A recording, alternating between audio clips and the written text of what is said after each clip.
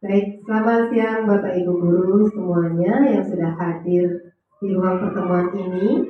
Hari ini akan ada pemaparan materi dari CGP kita yang bernama Niputu Sasik Ari Utami SPD, yaitu beliau CGP Angkatan 9 Kota Denpasar.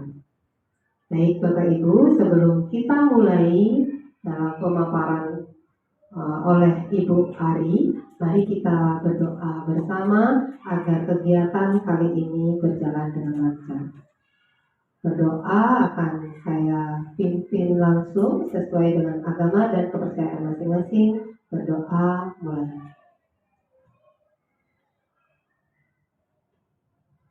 Berdoa selesai. Ya, untuk selanjutnya saya akan serahkan waktu sepenuhnya kepada Ibu Ari untuk memperkenalkan definisi budaya positif. Silakan Ibu Ari. Terima kasih Bu Nani atas waktunya sebagai MC pada hari ini, dan terima kasih juga kehadirannya Bapak Ibu Guru yang menemani saya dalam paparan aksi nyata modul 1.4 Diseminasi Budaya Positif. Saya merupakan CGP Angkatan 9 Kota Denpasar. Sebelum lanjut, untuk penyegaran dukun karena ini sudah siang, kita akan ice breaking sejenak.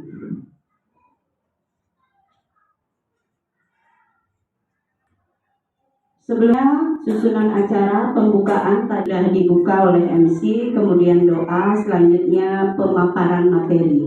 Sebelum pemaparan materi yang akan ice breaking sejenak. Sebelumnya perlu diketahui oleh Bapak Ibu, kita akan melakukan pembelajaran dengan kesepakatan belajar. Tentunya Bapak Ibu Guru di kelas, sebelum memulai pembelajaran di kelas, perlu kita adakan kesepakatan kelas. Di mana kesepakatan kelas itu yang pertama, kita harus membangun suasana positif dan kolaboratif antara siswa dengan siswa, begitu pula antara guru dengan siswa. Selanjutnya kita harus mengizinkan anak mencatat jika diperlukan materi yang akan kita ajarkan. Kemudian kita mengajarkan kepada siswa berbicara sesuai giliran kesempatan.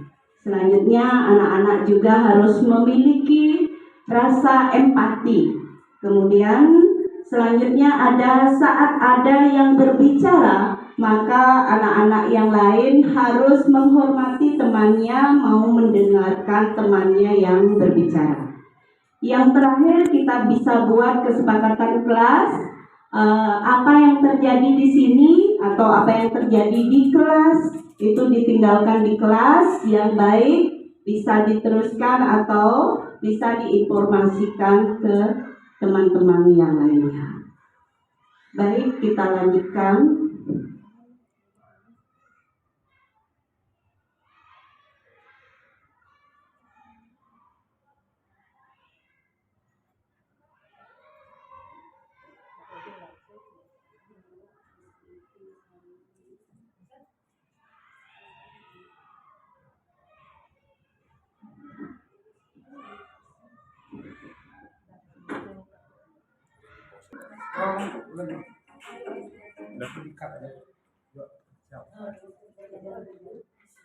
Sambil ice breaking, kita lanjutkan kembali.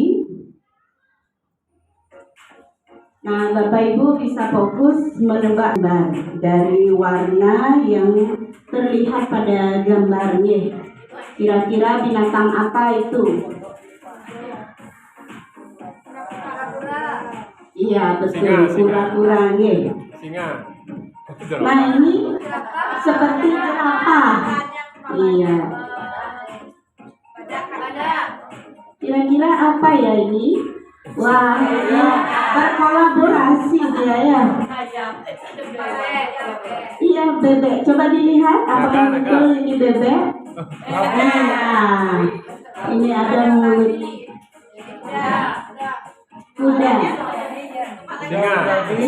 Ada tambahan kepalanya.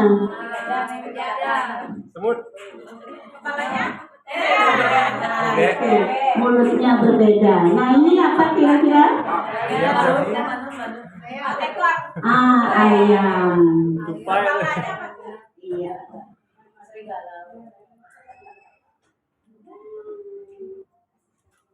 Baik, Bapak Ibu, ice breaking ini sangat bermanfaat sekali. Kira-kira Bapak Ibu ada yang tahu apa tujuan kita memberikan ice breaking kepada siswa-siswi kita? Iya, Bu Dayu? Biar lebih semangat aja Bu. Iya, bagus sekali. Biar lebih semangat. Iya, Bu Dayu Chandra. Biar ngantuknya hilang. Biar ngantuknya hilang. Iya, bagus sekali. Bu Novi. Biar untuk menghilangkan kejenuhan. Oh, untuk menghilangkan kejenuhan. Bisa. Bu Gusti Ayu. Supaya fokus Bu. Oh iya, supaya fokus. Betul sekali. Pak Ketut? Kira-kira apa Pak Ketut? Supaya tidak mengantuk. Iya, supaya tidak mengantuk. Kalau siang-siang ya Bapak Ibu, kalau siang-siang biasanya siswa-siswi kita cepat mengantuk sehingga ke toilet, cuci muka ya. Nah, seling mereka cuci kembali itu maka kita kita berikan supaya mereka fokus kembali di pembelajarannya. Nggih.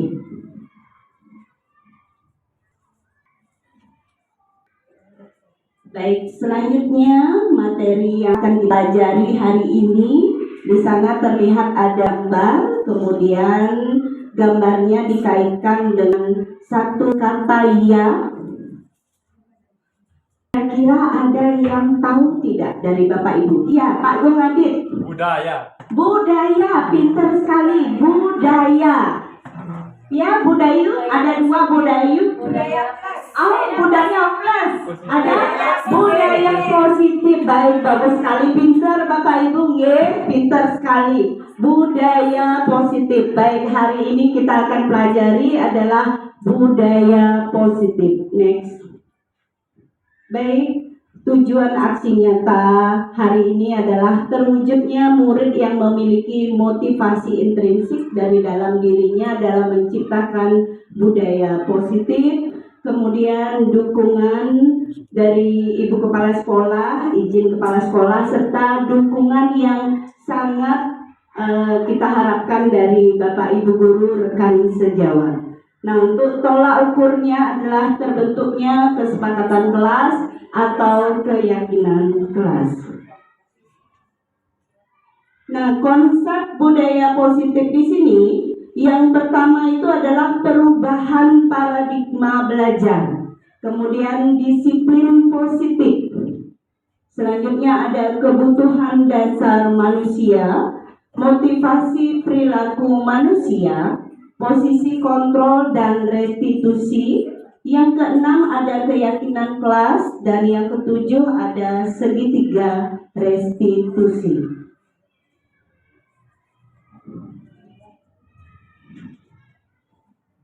Selanjutnya pembelajaran dengan paradigma baru, di mana pembelajaran dengan paradigma baru dirancang berdasarkan prinsip pembelajaran yang berdiferensiasi sehingga setiap murid belajar sesuai dengan kebutuhan dari tahap perkembangannya untuk mewujudkan profil pelajar Pancasila. Selanjutnya, menurut Bapak Ki Hajar Dewantara, ini ada beberapa hal yang perlu kita ketahui.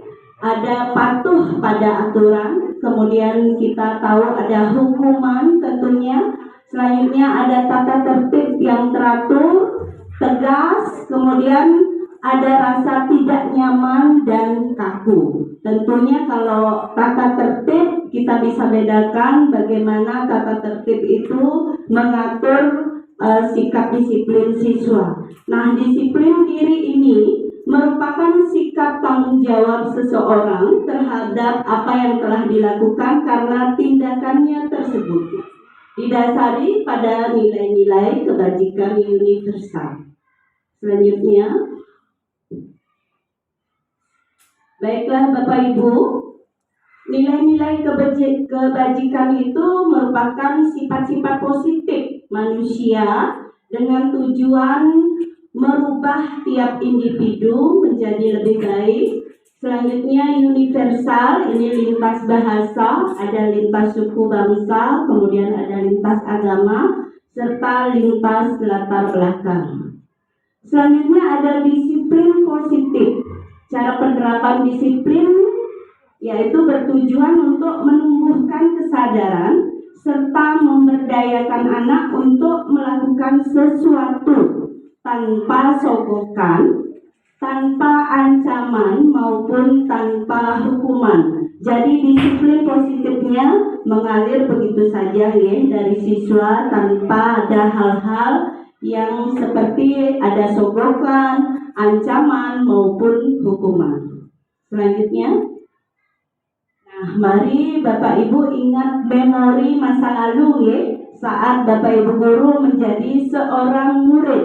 Kira-kira apa motivasi dari Bapak Ibu guru datang ke sekolah itu lebih awal? Kira-kira apa nih? Bertemu teman. Iya, bertemu teman. Bagus sekali, bertemu teman. Takut dihukum, Bu. Wah, takut dihukum, betul. Takut dihukum. Supaya bisa santai. Supaya bisa santai, ya. Karena di jalan, kalau zaman dulu itu tidak semacet sekarang ini ya. Kalau dibandingkan sekarang itu kemacetannya lumayan, jadi kita juga ingin santai. Kalau zaman dulu supaya tidak terlambat, jadi kita bisa jalan kaki ke sekolah dengan santai. Kira-kira ada lagi Bapak Ibu yang punya pendapat apa motivasi datang ke sekolah lebih awal? Iya, Ibu Suka. Agar dibilang rajin, Bu Guru. Wah, betul, agar dibilang rajin. Nanti ketemu Bapak Ibu guru, aduh kamu rajin sekali ya nak. Ya, iya betul. Ye. Ada lagi kira-kira Bu Indah? Oh iya, supaya dapat duduk di depan. Ye. Anak-anak sekarang juga suka ingin duduk di depan. Ye. Baik Bapak Ibu, apa motivasi kita datang ke sekolah lebih awal atau siswa-siswi Bapak Ibu guru di sekolah? Yang pertama tentunya seperti yang tadi dikatakan, takut. Ada perasaan takut dihukum oleh gurunya. Yang kedua seperti yang tadi Ibu Suka bilang, itu ingin mendapat pujian atau mendapat penghargaan. Ih kamu rajin sekali, nah seperti itu. Kemudian menyiapkan diri lebih pagi, nah supaya lebih santai kita di jalan, apalagi rumahnya jauh, berangkat sekolah jalan kaki, jadi lebih santai, tidak cepet-cepetan ataupun naik kendaraan, tidak terburu-buru supaya aman dan nyaman sampai di sekolah. Selanjutnya mari kita lihat diri kita pada saat pandemi COVID-19. Kita tidak tahu bahwa virus ini datang begitu saja. Nah, keinginan kita yang pertama itu kira-kira ngapain ya Bapak Ibu? Kenapa kita harus pakai masker? Supaya selamat. Iya, supaya selamat. Kita takut ya kalau positif, kalau sekarang ibu-ibu pasti mencarinya positif karena berpikir positif itu adalah suatu hal yang baik, kalau negatif suatu hal yang jelek. Berbanding terbalik dengan masa pandemi COVID ini, malah positif itu yang ditakuti, sehingga Bapak Ibu harus rajin mengenakan masker. Nah ini anak-anak kita juga saat pandemi mereka rajin menggunakan masker, bahkan maskernya diganti setiap 4 jam sekali. Kemudian ada lagi kira-kira mengapa kita harus pakai masker? Oh iya, supaya tidak tertular virus, supaya tidak terkena debu. Iya. Nah, Bapak Ibu, yang pertama itu biar kita sehat dan selamat karena kita takut terkena positif. Selanjutnya biar dibilang keren, kan tidak perlu itu. Karena pakai masker itu untuk kesehatan, bukan ingin dibilang keren, supaya kita tidak kena virus dari orang lain, itu betul sekali. Baik, selanjutnya. Nah, mari kita amati dari data yang tadi, motivasi datang ke sekolah lebih awal, kemudian motivasi kita mengenakan masker saat pandemi COVID-19. Kita bisa bandingkan, ternyata itu merupakan suatu hal yang baik yang perlu kita lakukan. Selanjutnya, motivasi kita yang pertama itu menghindari ketidaknyamanan, menghindari hukuman. Yang kedua, ingin mendapat imbalan. Ada beberapa orang mungkin ingin mendapat imbalan, kemudian ingin mendapat penghargaan dari orang lain. Yang ketiga, menjadi orang yang mereka inginkan, menghargai diri dan nilai yang diyakininya. Selanjutnya yaitu konsep disiplin dengan identitas gagal. Ada hukuman, kemudian ada penghargaan. Di mana kita di kelas itu ada hukuman dan juga pernah memberikan penghargaan atau reward kepada siswa-siswi kita di sekolah. Nah, hukuman di sini itu akan berdampak menyakitkan, Bapak Ibu. Kemudian ada rasa tidak nyaman, murid merasa takut, kemudian memaksa murid menyembunyikan kesalahannya karena takut dihukum. Kemudian murid menjadi rendah diri. Yang terakhir, meningkatkan perilaku pasif dan agresif itu. Berbanding terbalik dengan penghargaan. Jika diberi penghargaan, maka anak didik kita menyebabkan ketergantungan. Karena ingin mendapat penghargaan, mereka akan berusaha melakukan suatu hal yang baik atau positif. Menghilangkan motivasi dari dalam. Kemudian tidak efektif, merusak hubungan atau sifat iri. Ada beberapa siswa kita mungkin merasa iri ketika ada teman yang mendapat penghargaan. Menghukum orang lain, mengurangi ketepatan, kemudian merampas hak menghargai dirinya. Seperti itu jika penghargaan itu dibedakan dengan hukuman. Selanjutnya, nah ini merupakan konsep disiplin dengan identitas yang sukses atau konsekuensi dan restitusi. Yang pertama, untuk konsekuensi itu penguatan jangka pendeknya, perlu monitor berkelanjutan, stimulus respon dibuat oleh guru dan siswa, murid mengerti peraturan. Jika restitusi, memberikan penawaran bukan paksaan, murid bertanggung jawab untuk perilakunya, fokus pada pemecahan masalah jangka panjang, murid menghormati dirinya dan orang lain. Teori kontrol, dirinya memegang kontrol, kemudian murid bersemangat memperbaiki kesalahan. Selanjutnya, hukuman dan konsekuensi. Nah, mungkin Bapak Ibu bisa bedakan antara hukuman dan konsekuensi.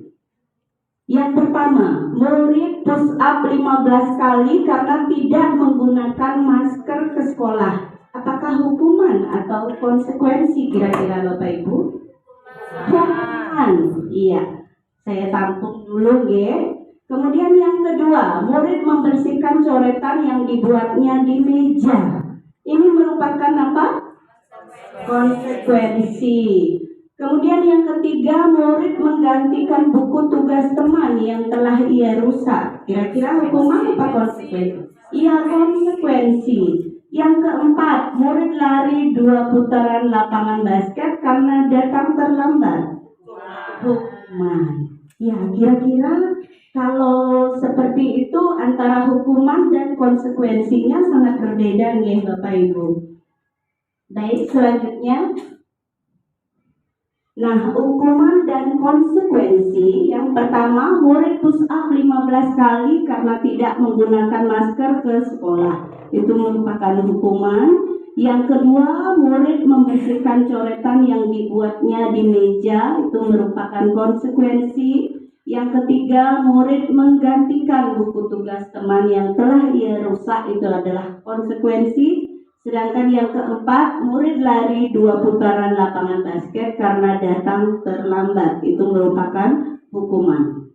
Selanjutnya, nah ini merupakan kebutuhan dasar manusia dan dunia berkualitas.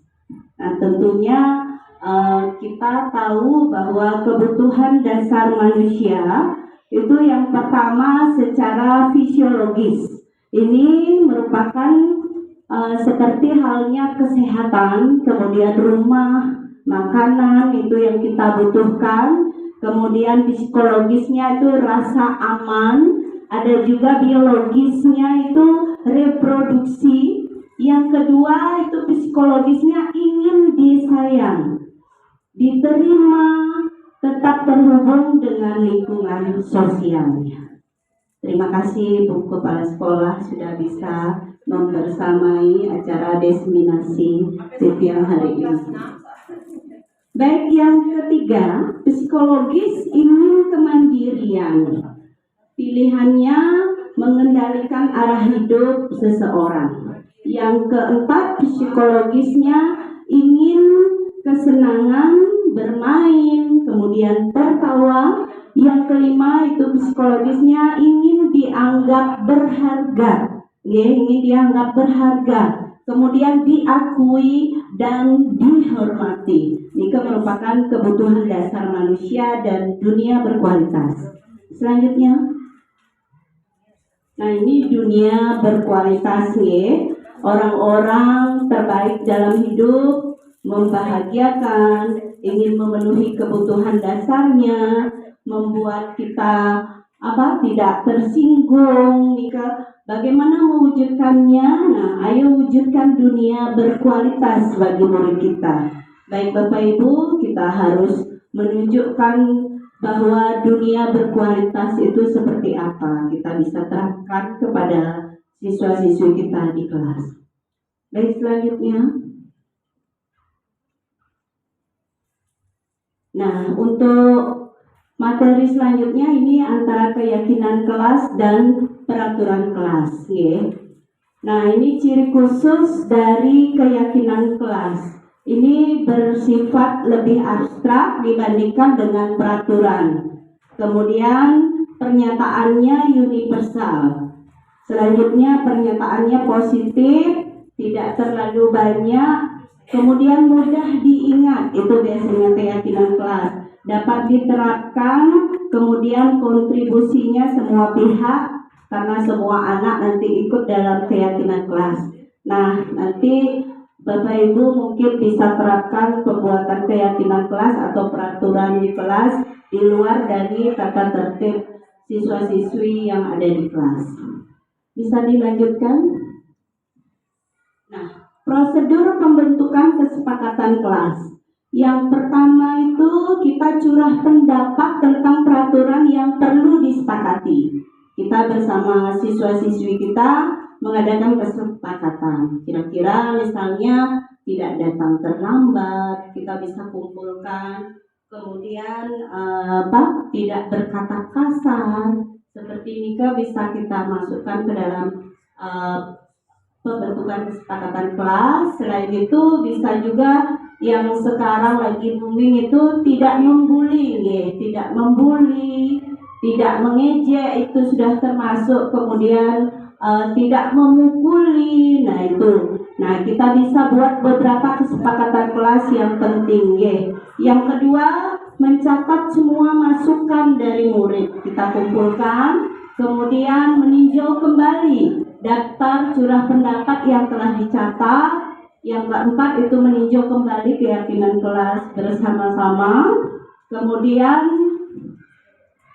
menyepakati keyakinan kelas dengan menandatangani bersama. Ini kita bisa coba lakukan di kelas. Yang terakhir itu keyakinan kelas yang sudah disepakati bisa dipajang di dinding kelas agar mudah dilihat.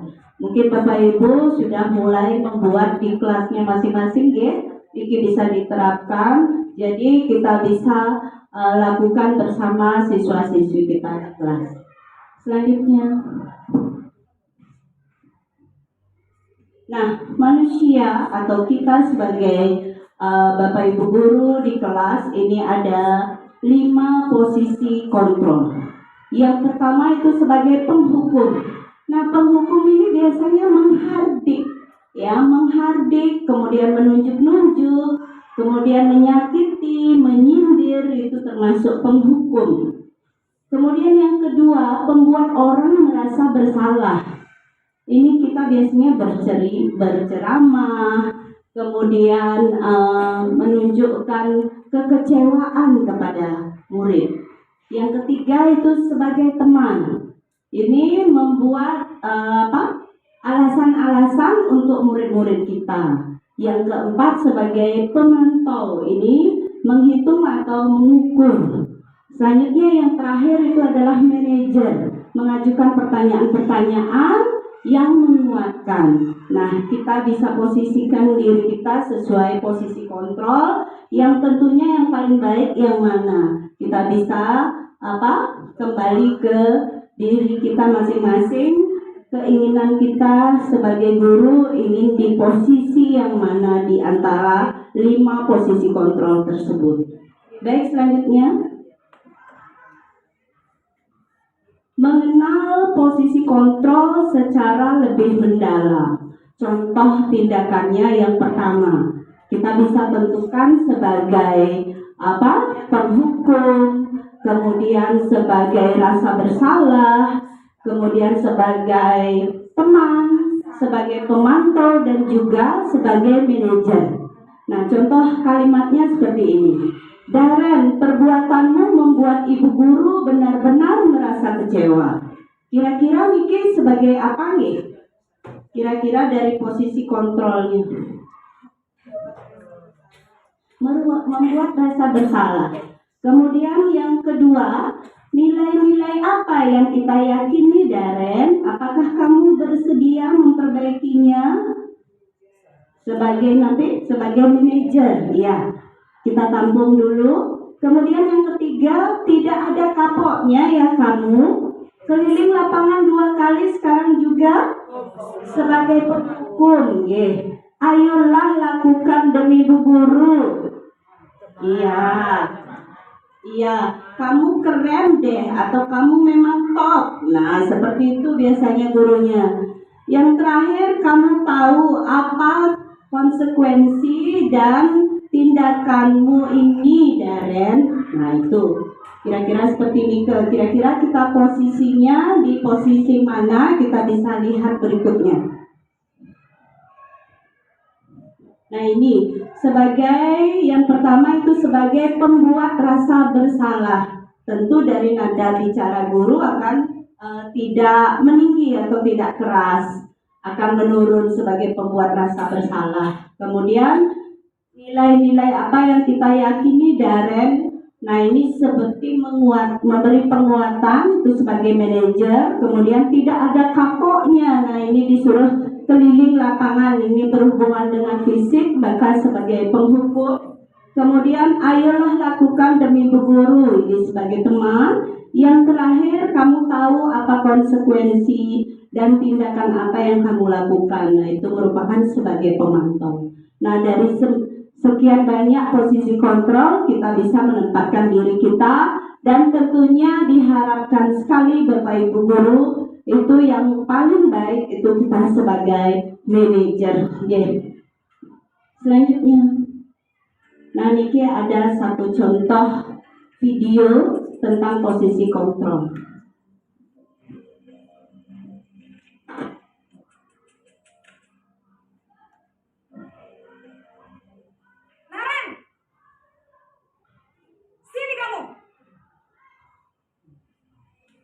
Selamat pagi, Bu. Selalu terlambat. Kamu deh, pasti terlambat. Maaf, Bu. Saya Apa? Coba. Alasan kamu apa lagi? Kapan sih kamu tidak terlambat?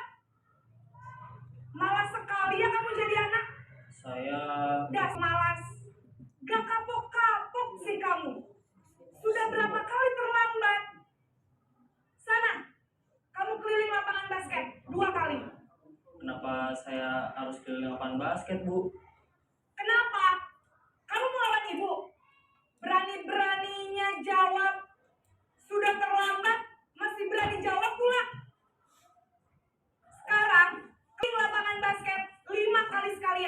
Biar kok. Cepat pergi sana main basket.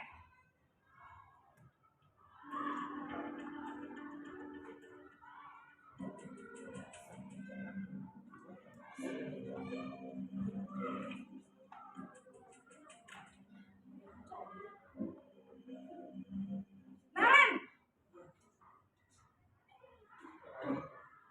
Selamat pagi Bu. Naren, kamu kenapa terlambat lagi, nak? Ya Tuhan, Naren, kamu senang ya bikin ibu susah ya? Kalau kamu terlambat lagi, nanti ibu yang ditegur bapak kepala sekolah, nak. Disangka ibu tidak bisa membina kamu. Duh, gimana ini?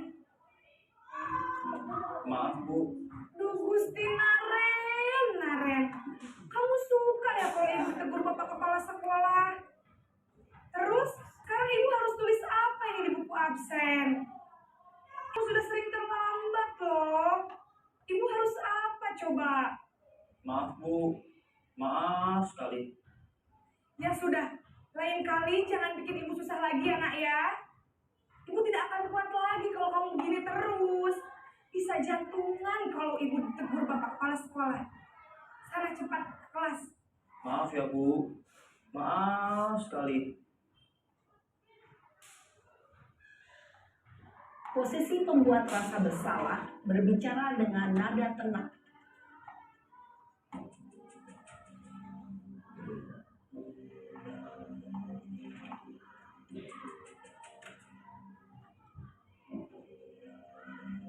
Naren,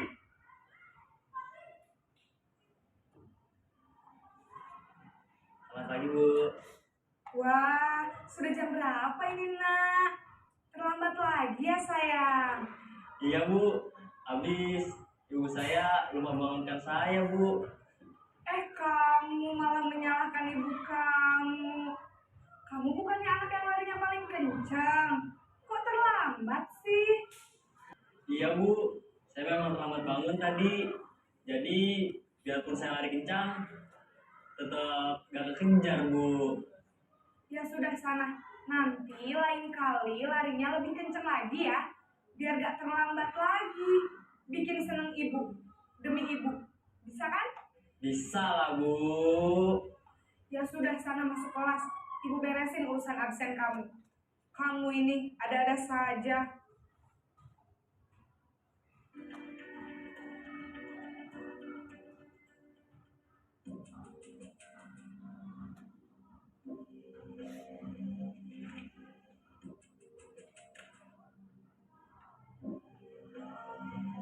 Naren,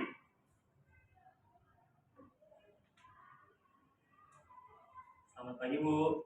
Naren, apa peraturan sekolah kita tentang jam berapa kita harus masuk sekolah, nak?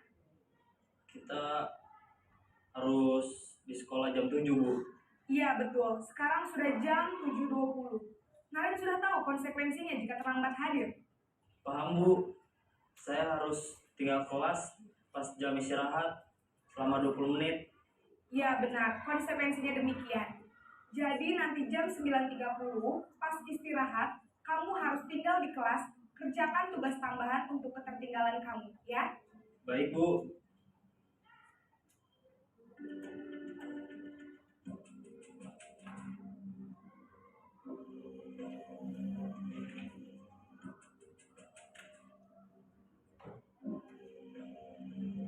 Naren,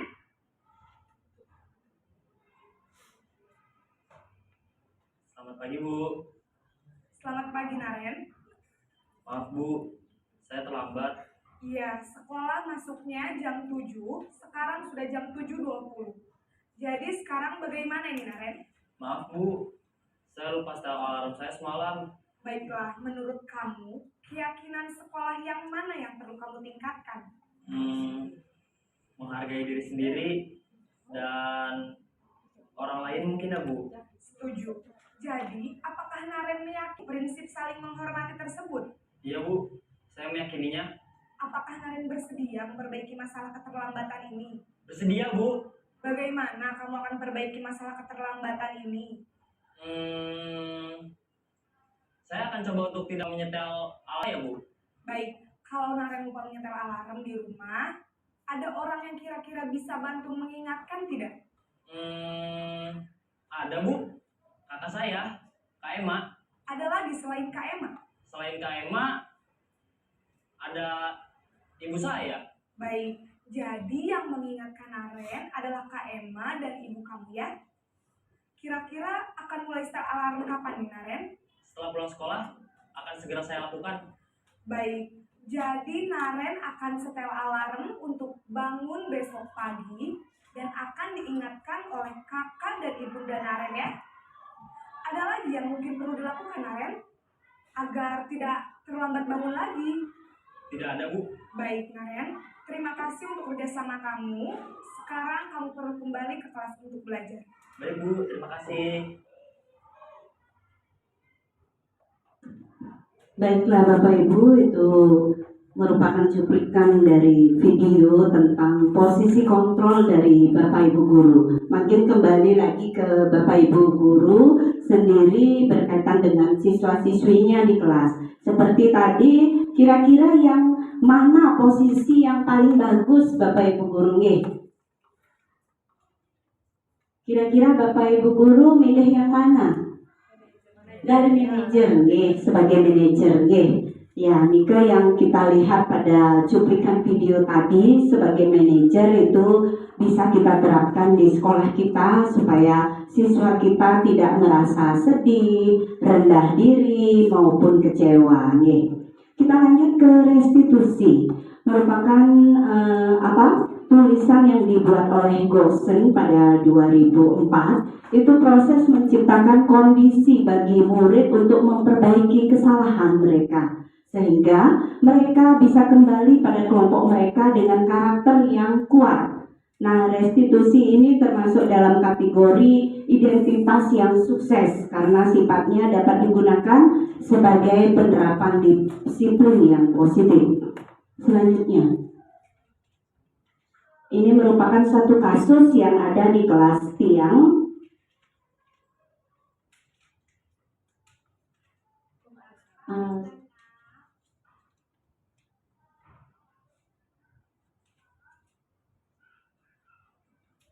Suaranya hilang dulu. Bisa dikeraskan dulu.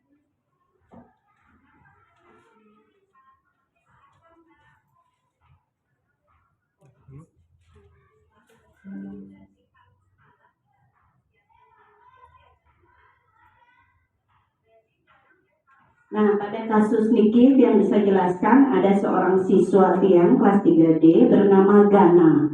Nah, pada hari Selasa dia salah menggunakan pakaian seragam yang seharusnya menggunakan pakaian putih merah hati, namun dia menggunakan seragam endek karena dia semalam ketiduran terlalu larut malam, jadi tidak mempersiapkan pakaian yang akan digunakan besok paginya. Nah, ketika besok pagi dia menggunakan baju enggak, tahu-tahu temannya menggunakan baju putih merah.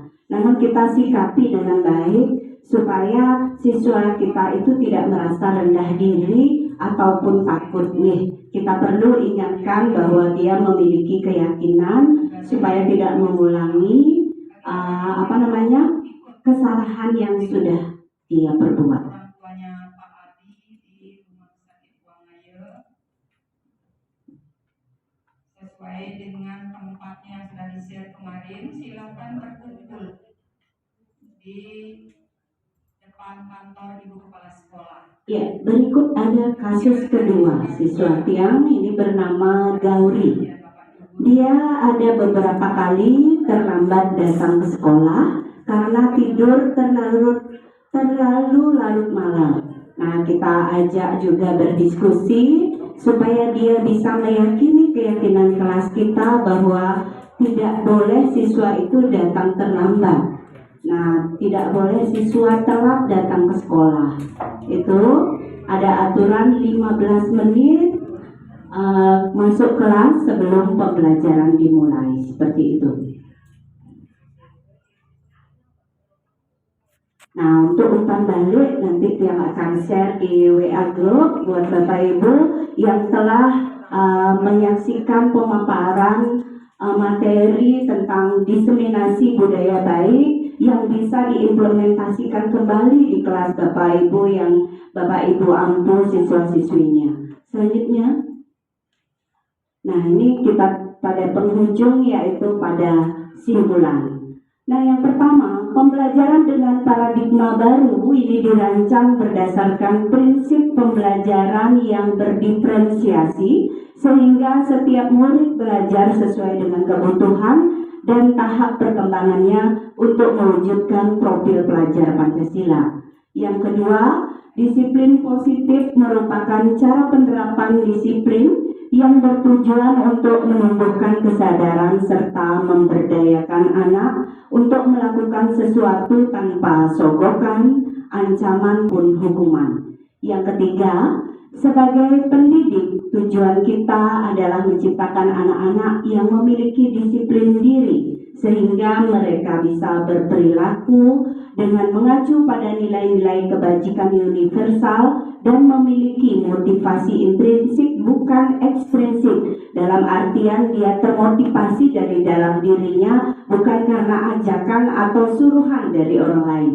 Yang keempat, melalui penerapan restitusi ini guru dapat memberikan ruang kepada murid untuk memperbaiki kesalahan mereka sehingga mereka bisa kembali pada kelompok mereka dengan karakter yang kuat. Nah demikian Bapak Ibu simpulan dari diseminasi yang tadi Tiang paparkan.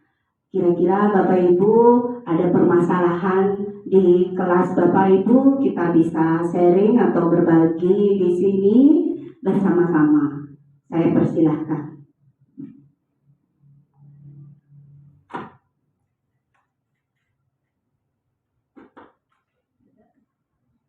Bagaimana Bapak Ibu? Kira-kira masalahnya sama, ya. Ya. Terlambat, masing-masing di kelasnya memiliki permasalahan yang hampir sama, guys, setiap harinya Bapak Ibu, ya Bu Dayu.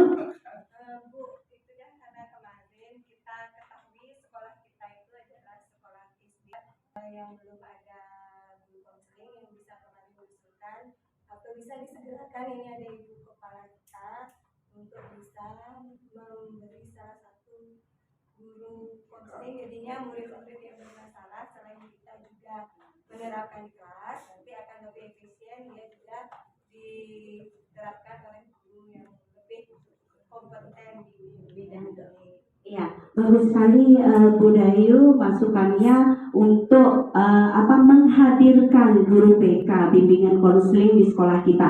Nah, mumpung ada Ibu Kepala Sekolah pada hari ini di tengah-tengah kita, bagaimana kalau kita menanyai pendapat beliau? Silakan Ibu. Terima kasih Bu Ari, apa yang dikatakan tadi oleh Bu Dayu Purnama. Dalam minggu ini kita akan diundang rapat oleh yayasan. Pada saat itu adalah kesempatan baik untuk mengajukan paling tidak di semester 2 kita sudah memiliki guru BK khusus. Kita berdoa bersama semoga apa harapan kita segera terwujud. Demikian Bu Ari, terima kasih. Baik, terima kasih Ibu. Nah, Bapak Ibu itu sudah ditanggapi oleh Ibu Kepala Sekolah. Satu minggu ke depan kita akan diajak bersama-sama untuk mendiskusikan masalah niki.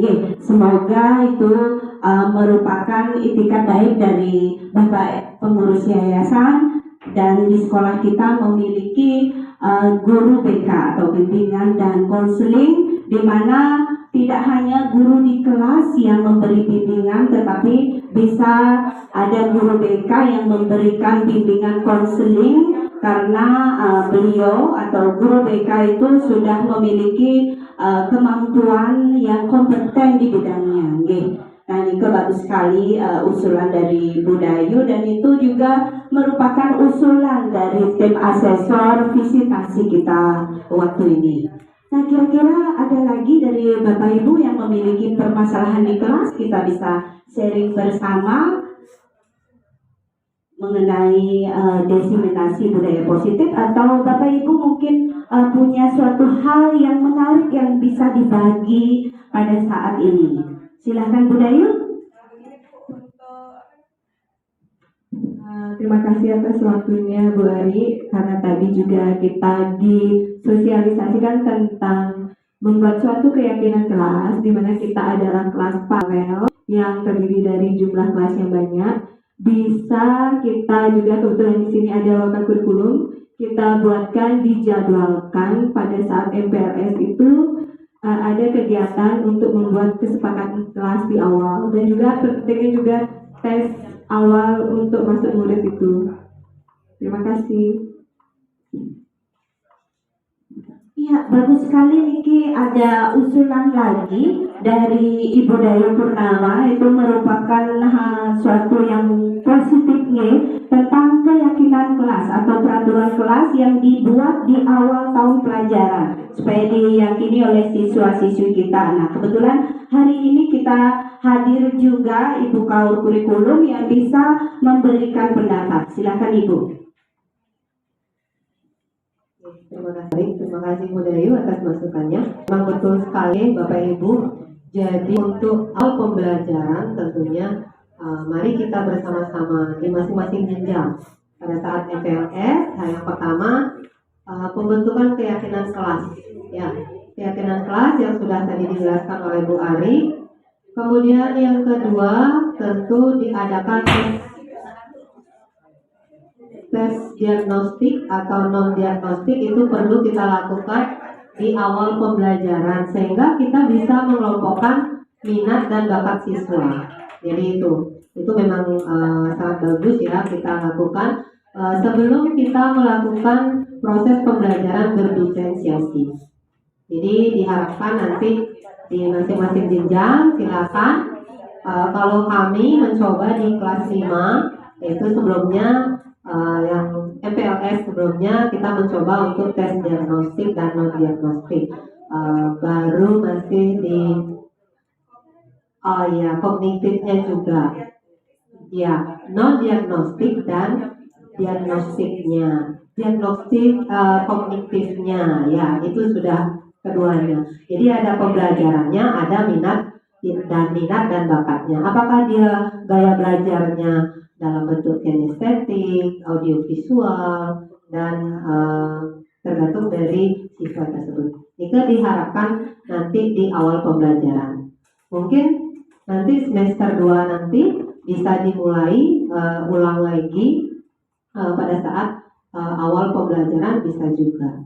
Itu dalam proses pembelajaran berdiferensiasi. Kebetulan juga asesor kemarin lebih banyak menanyakan pembelajaran berdiferensiasi, jadi pembelajaran yang berpusat pada siswa, bukan teacher center. Itu kita sudah mengurangi karena mengingat siswa sekarang itu lebih kritis ya, untuk menggali siswa-siswa yang kritis dan juga siswa yang memang betul mempunyai kemampuan yang luar biasa yang akan bisa menghasilkan produk seperti itu. Demikian Ibu Ari, terima kasih Bu Dayu atas masukannya. Baik, terima kasih Bu Nami atas tanggapannya. Mari Bapak Ibu bersama-sama nanti kita terapkan di kelas kita masing-masing untuk pembentukan keyakinan kelas ataupun peraturan kelas nih, supaya siswa-siswi kita jika melakukan suatu hal kesalahan atau pelanggaran bisa meyakini keyakinan kelas yang sudah mereka buat dan sudah mereka sepakati, begitu nih. Selanjutnya kira-kira masih ada Bapak Ibu yang ingin Sedikit Bu, apa perbedaan itu mengenai keyakinan kelas dengan kesepakatan kelas? Kira-kira dari menyimak tadi ada yang bisa memberikan masukan kira-kira apa perbedaan dari keyakinan kelas atau peraturan kelas? Ya, coba Bu Gusti. Kalau kesepakatan kelas itu lebih banyak motivasi ekstrinsik yang terlibat, melibatkan orang banyak, guru, siswa dan lain sebagainya. Kesepakatan jadi ekstrinsik. Tapi dari hati. Jadi bagaimana siswa itu yakin bahwa dia menjalankan.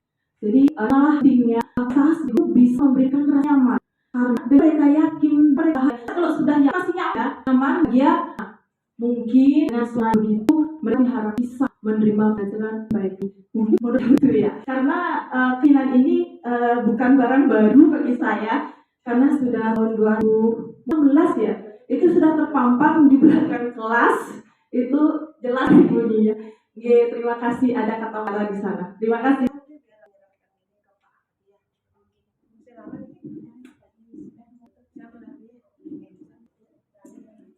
Baik, terima kasih Bu Kepala Sekolah. Nah, ini ada kurikulum yang bisa merembuk urung pendapat juga. Baik, terima kasih Bu Ari. Jadi untuk keyakinan dan kesepakatan kelas, sebenarnya itu sih sama-sama ya, cuman penekanannya lebih ini kalau keyakinan kelas memang apa yang dikatakan Bu Gusti Ayu betul sekali, menumbuhkan rasa dari intrinsik dari dalam diri anak tersebut. Itu kan kesepakatan dan keyakinan itu sudah hampir sama. Tetapi yang lebih fokus di sini dalam pembentukan keyakinan kelas itu sendiri, itu kan memang diperlukan guru dan siswa dengan kesepakatan. Kemudian dituangkan dalam kalimat positif. Jadi jangan sampai di sana menggunakan dilarang membuang sampah. Nah, kemudian tidak boleh terlambat. Nah, itu kita tuangkan kan. Jadi dalam kalimat positif itu datang tepat waktu. Kemudian buang sampah pada tempatnya. Oke, kita curah pendapat seperti yang Bu Ari bilang tadi dengan anak-anak. Tapi dengan muara terakhirnya ya kita harus pilih berapa kira-kira kesepakatan atau keyakinan kelas yang akan kita terapkan pada 1 bulan mungkin atau 1 minggu mungkin, sehingga ada perubahan seperti itu. Nah, kalau dalam 1 semester bisa kita buatkan dalam bentuk pajangan kelas atau display. Jadi dibuatkan di sana kalimat positifnya, kata positifnya. Terus terang, tiang lihat juga Bu Gusti sudah melakukan di belakang dalam bentuk sticky note. Bila perlu itu, ya. Oke, jadi itu dibuat, disimpulkan lagi sehingga ada berapa kesepakatan kelas atau keyakinan kelas yang kita setujui. Nah, setelah itu baru kita akan curahkan tanda tangan dari anak-anak bahwa kita sudah setuju melaksanakan itu. Paling tidak 8 atau tidak perlulah banyak-banyak, asalkan dalam 1 semester itu yang mana sih bisa merubah proses dari keyakinan tersebut seperti itu. Ini dari tiang. Semoga bisa diterapkan di kelas masing-masing. Baik, terima kasih Bu Nani atas urung pendapatnya. Bu Dayu. Iya. Terima kasih Bu Ari dari penjelasan Bu Nani. Apakah bisa kita bilang suatu kesepakatan kelas itu adalah pengesahan dari suatu keyakinan yang sudah kita putuskan di kelas itu, kita jadikan suatu kesepakatan berdasarkan nilai-nilai positif dari keyakinan itu. Jadi menurut Tiang, antara keyakinan dan kesepakatan itu nilainya sama yang di dalamnya. Bisa diartikan seperti itu nih, kalau tidak salah. Yang di kelas punya, cuman yang kesepakatan kelas memang sih pada awalnya kita kira-kira seperti kalimatnya Bu Nani.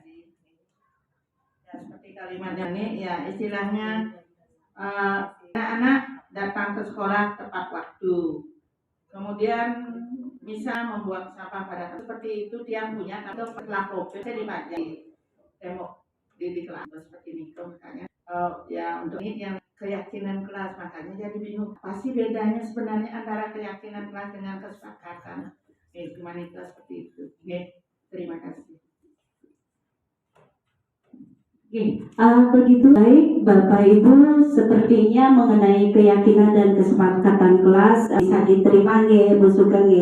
Nah, keyakinan kelas itu merupakan keyakinan yang dibuat bersama oleh siswa kita kemudian menjadi satu kesepakatan kelas, dan itu memang wajib dijalankan oleh semua siswa kita, tidak ada yang melanggar. Nah, seperti halnya yang dibilang oleh Ibu Nani tadi, kita membuatnya dengan kalimat-kalimat yang positif. Tidak usah panjang-panjang seperti peraturan tata tertib nih, karena peraturan kesepakatan kelas ini supaya mudah diingat oleh siswa kita, nggih. Jadi bisa diterapkan langsung oleh siswa kita jika dia melakukan pelanggaran. Jadi dia ingat, oh saya terlambat ke sekolah. Jadi kayak kesepakatan kelas kita itu tidak datang terlambat itu. Berarti dia telah meyakini kesepakatan kelas yang mereka buat bersama. Demikian nggih Bapak Ibu,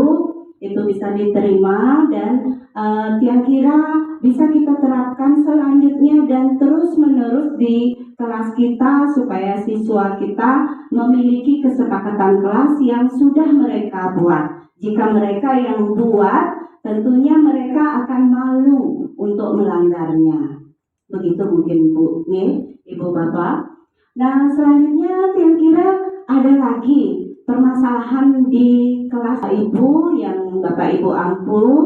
Mungkin ada siswa-siswinya yang bermasalah atau memiliki suatu permasalahan di kelas. Mari pada hari yang baik ini bisa sharing bersama, berbagi masalah dan bisa cari satu solusinya.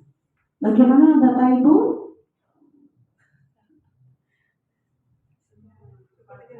Sudah cukup ya?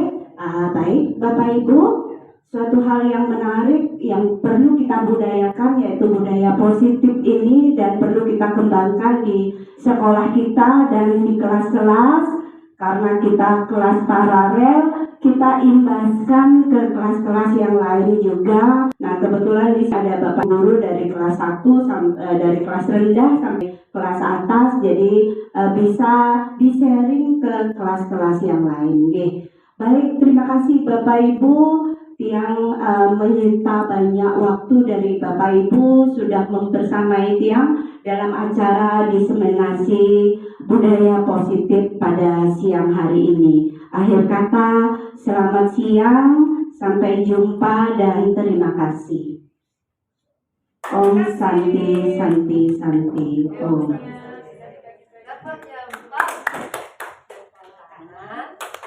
Jempol kiri, 2 jempol. Ya, itu ya ice breaking kita terakhir yaitu tepuk jempol. Baik Bapak Ibu, karena acara sudah selesai, sekarang acara bebas. Saya persilakan Bapak Ibu untuk melakukan kegiatan atau aktivitasnya kembali. Terima kasih.